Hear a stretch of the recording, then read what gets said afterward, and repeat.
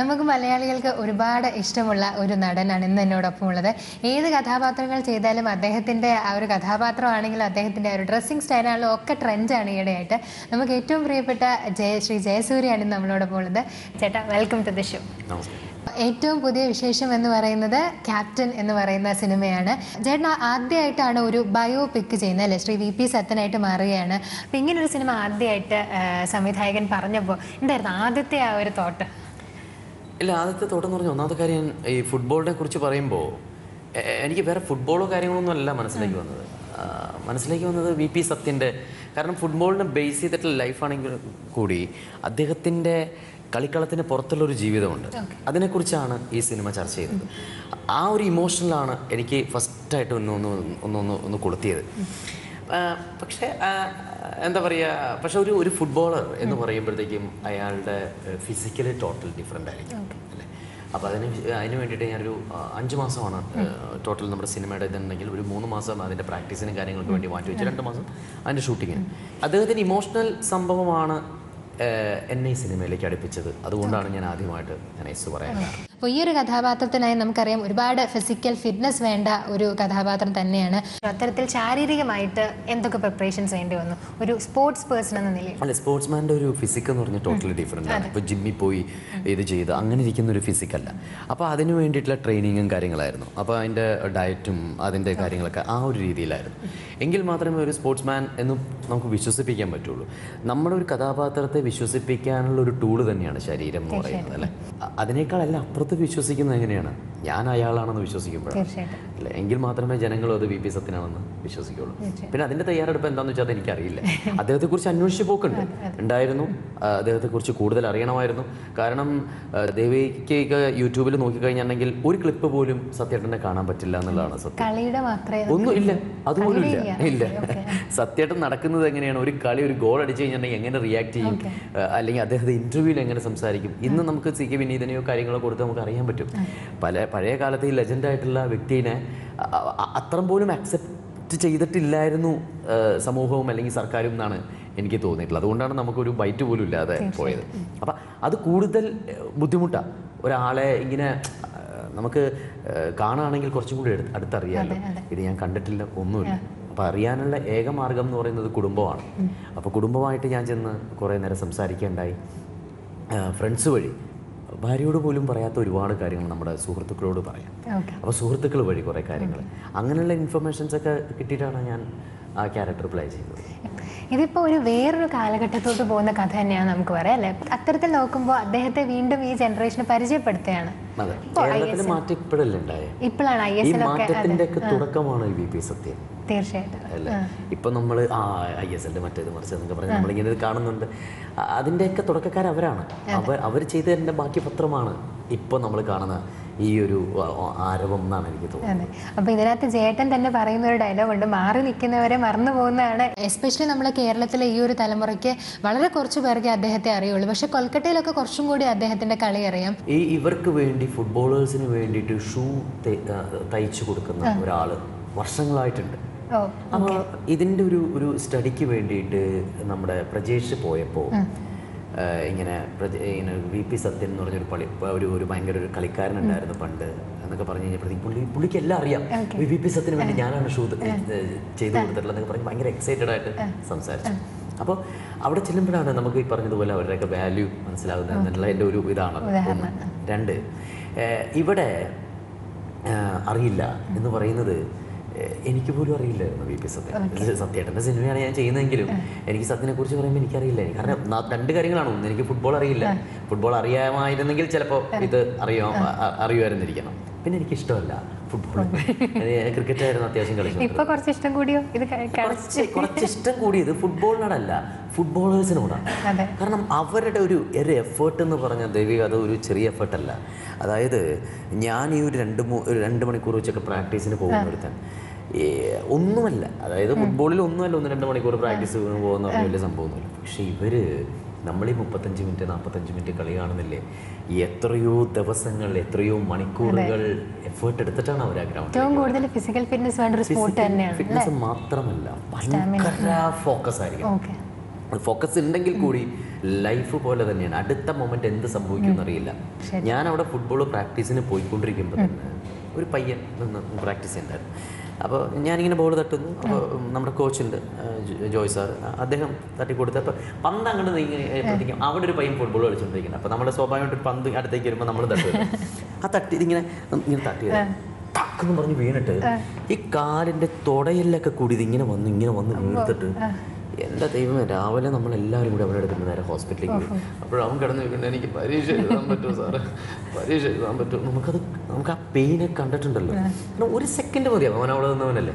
അത് ഞാൻ പറഞ്ഞത്, ഇത് ഭയങ്കരമായിട്ടുള്ള ഒരു അടുത്ത മൊമെന്റ് എന്താണ് സംഭവിക്കുന്നതെന്ന് അറിയാൻ പറ്റാത്ത അത്രയ്ക്കൊരു ഗ്യാമ്പിളിംഗ് ഒരു കളിയായിട്ടാണ്. അപ്പോൾ ജേട്ടന് ഇതിൻ്റെ ട്രെയിനിങ്ങിനിടയിൽ പല പരിക്കുകൾ പറ്റിയെന്നൊക്കെ നമുക്ക് ന്യൂസ് ഉണ്ടായിരുന്നു. അത്രയ്ക്ക് സിവിയർ ആയിട്ട് ജിമ്മിൽ പോവുക, ഭയങ്കര ട്രെയിനിങ് ആയിരുന്നു. ഒരു 4 അല്ല, അത്യാവശ്യം നല്ല ട്രെയിനിങ്ങും കാര്യങ്ങളൊക്കെ തന്നെ ഉണ്ടായിരുന്നു. ഫുട്ബോൾ ട്രെയിനിങ് ഉണ്ടായിരുന്നു, അതുപോലെ തന്നെ ജിമ്മ് എല്ലാം ഉണ്ടായിരുന്നു. പക്ഷെ അതിനുശേഷം നമ്മൾ ഗ്രൗണ്ടിൽ വെച്ചിട്ട് ഞാനൊന്ന് കാല് ഒന്ന് ഇതുപോലെ തന്നെ ഒന്ന് ഡിഫെൻഡ് ചെയ്തതാണ്.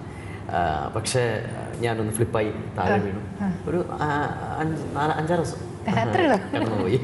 5-6 ദിവസം കിടന്നുള്ളൂ. സാധാരണ ഞാനൊരു പടത്തിന് ചിലപ്പോൾ പറ്റിക്കഴിഞ്ഞാൽ 3 മാസം 6 മാസം പോക്കാം.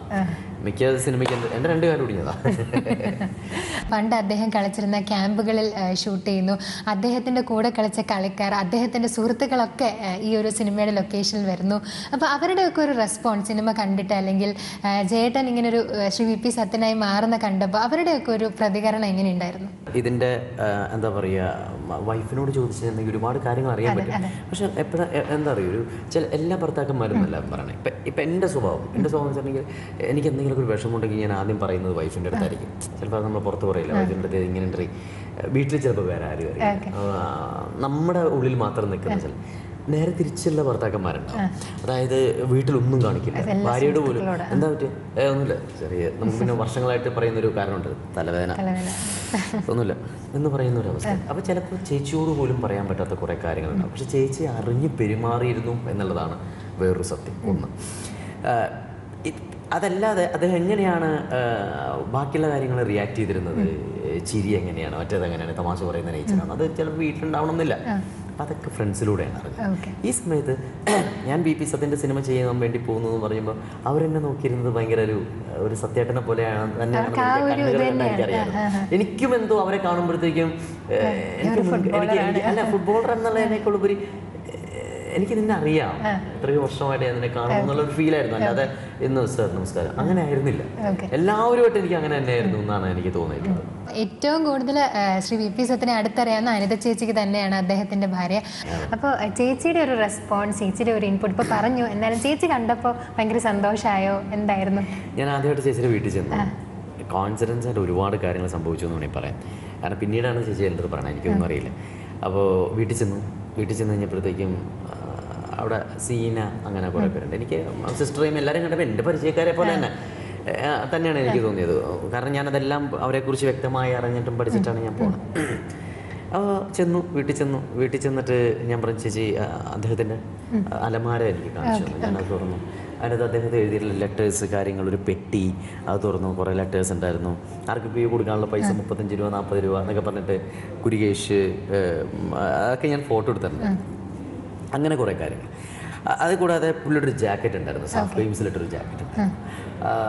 അത് ഒരു ബ്ലൂ ജാക്കറ്റാണ്. സാധാരണ രീതിയിൽ നമ്മൾ ഷർട്ടോ ജാക്കറ്റോ ഒക്കെ മേടിച്ചാൽ ഒന്നില്ലെങ്കിൽ സൈസ് കൂടുതൽ കുറവ് ഇട്ടു കറക്റ്റ് സൈസ് നിർത്തി തയ്ച്ച പോലെ ഒരു ബ്ലൂ ആ പടത്തിൽ യൂസ് ചെയ്തിട്ടുണ്ട്, നമ്മുടെ പടത്തിൽ.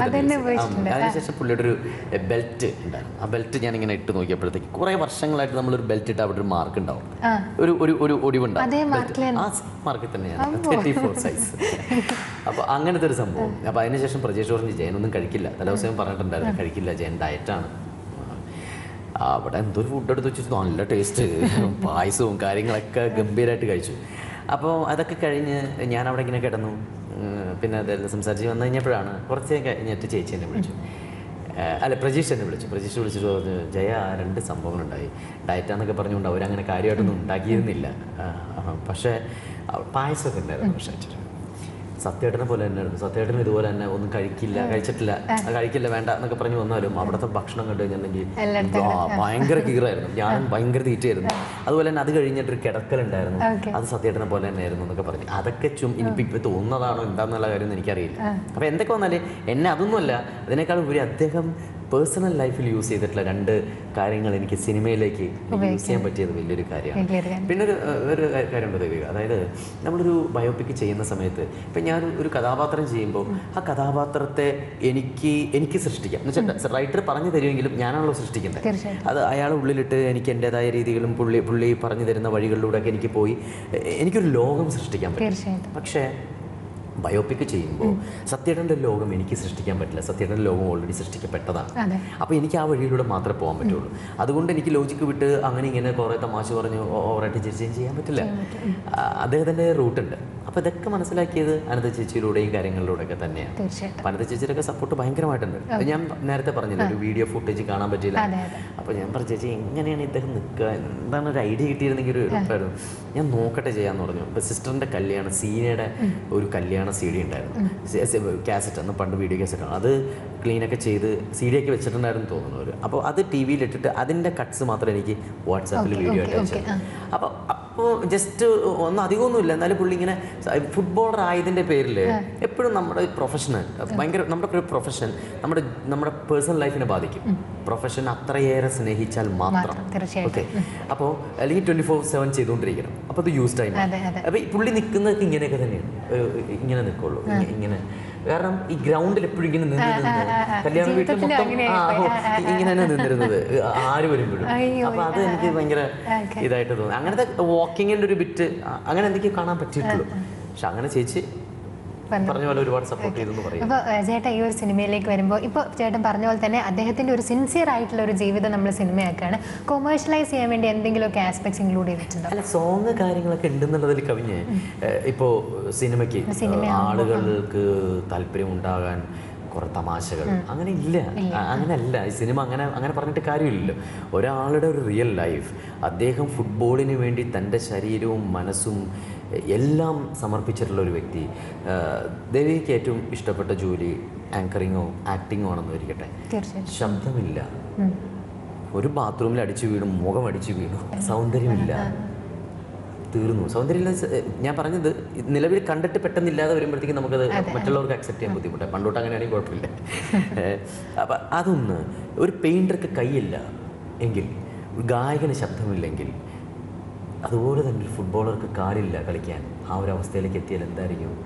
ഡിപ്രഷൻ എന്ന് പറഞ്ഞാൽ അങ്ങേയറ്റം ഡിപ്രഷൻ ആയിരിക്കില്ലേ. എന്നാൽ ഹൈറ്റിൽ നിൽക്കുന്ന ഒരാളാണ്, അങ്ങനെ ഒരു ഹൈറ്റിൽ നിൽക്കുന്ന ഒരാൾക്ക് ഇപ്പോൾ പൊടും തന്നെ ഒന്നും ഇല്ലാത്തൊരു അവസ്ഥയിലേക്ക് വരുമ്പോൾ ആ ഒരു അവസ്ഥ പറഞ്ഞറിയിക്കാൻ പറ്റില്ല. അപ്പോൾ അതിനകത്ത് എന്ത് തമാശയാണ് നമ്മൾ കൂട്ടിച്ചേർക്കേണ്ടത്.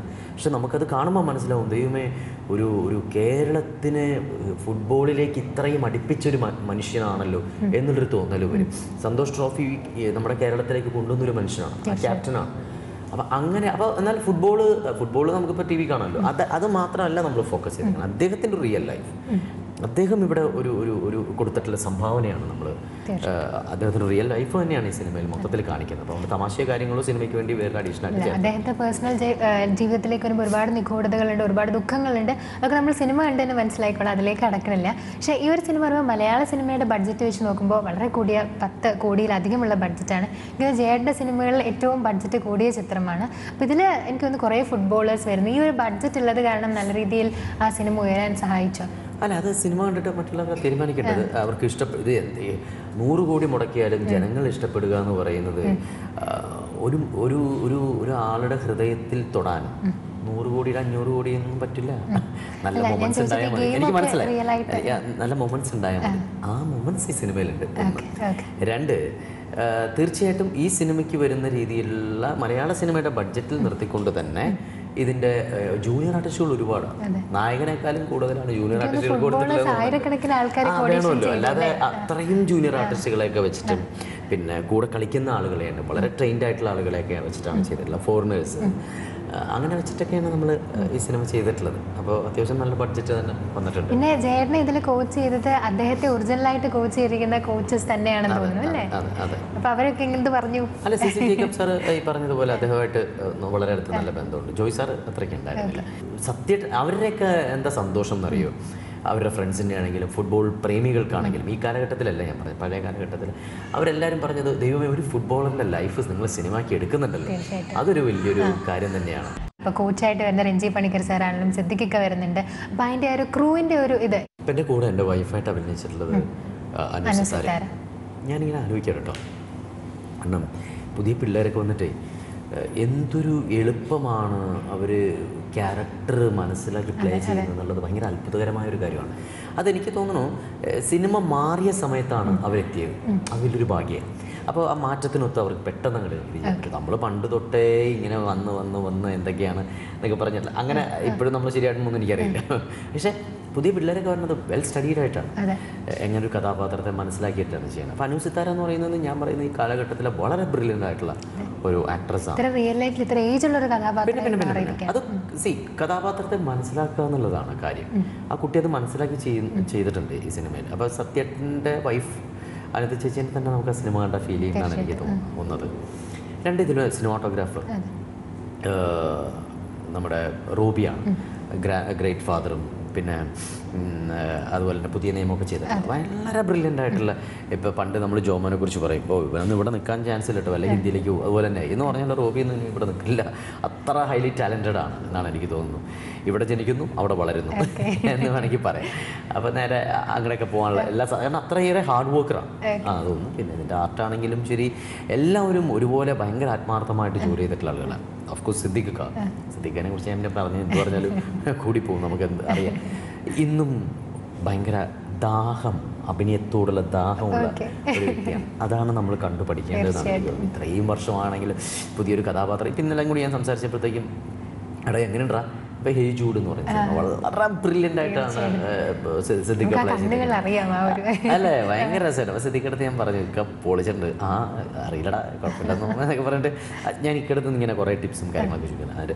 ഓഫ്കോഴ്സ് രഞ്ജി പണിക്കർ, രഞ്ജേട്ടൻ ഈ പറഞ്ഞതുപോലെ എത്രയോ കിടിലൻ ഡയലോഗ്സ് ചെയ്തിട്ടുള്ള മനുഷ്യനാണ്. നേരെ ആക്ടിങ്ങിലേക്ക് വരുന്നു, എല്ലാത്തരം കഥാപാത്രങ്ങളും ചെയ്യാൻ പറ്റുന്ന ഒരു ബ്രില്യൻസ് കയ്യിലുണ്ടെന്നാണ് തോന്നുന്നത്.